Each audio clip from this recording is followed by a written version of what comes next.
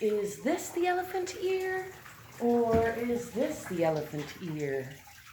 Hi, I'm Angel. Thanks for stopping by. Does it really matter? I mean, we just make up names for things so we can communicate, right? And I guess that's what I'm thinking about.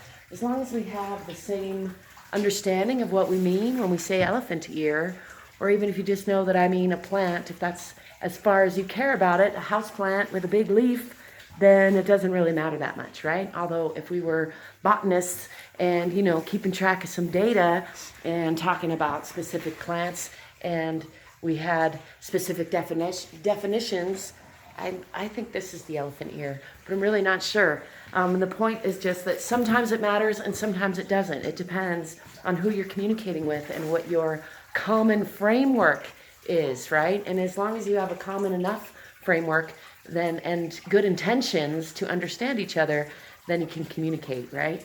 And if I said elephant ear and you knew of these two plants and you weren't sure, you could always ask me, like the one in front or the one in back, the one up high or the one down low. There are other ways, right, of modifying, of filtering our information so that we can communicate well.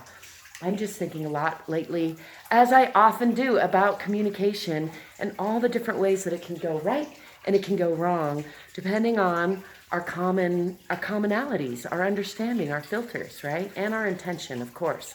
And sometimes one of us, often it's me, is in a monologue, not a dialogue. I really want to create more dialogue in my life. Only you may have noticed, if you've watched me for any length of time, I tend to be a monologuer, often because I'm talking to a camera these days, and there isn't another person there, just a hypothetical person. That's you. Hi. And if you leave me some comments, then we can have a little dialogue.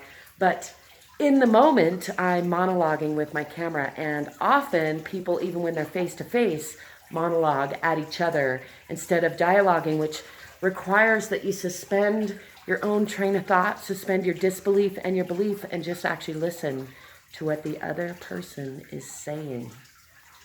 It's tricky. Takes practice, like anything takes practice. And here's another thing that I'm learning about just lately as I approach 50 is learning to listen to myself. In the camera helps, getting feedback. I've been doing audio. I just started podcasting. So that's yet another way without the video, just listening to the audio has a different, it's a different filter and it provides different information. So I guess I'm just encouraging you in my monologue and then also asking you to create dialogue with me about, do you sometimes suspend your disbelief and your beliefs and just listen to somebody? And do you sometimes feel like, do you have somebody in your life that comes to mind that you feel like really listens to you? And conversely, do you have somebody in your life, or have you been somebody in people's lives who doesn't really listen but just is kind of monologuing and then expecting to be monologued at back? It's an interesting topic for discussion, I think. I welcome your thoughts on that in the comments. As always, you can find other ways to connect with me and support me in the description below. And until next time, I wish you love, lightheartedness, peaceful conflict resolution, grand adventures. Don't forget to play every day and drive forward.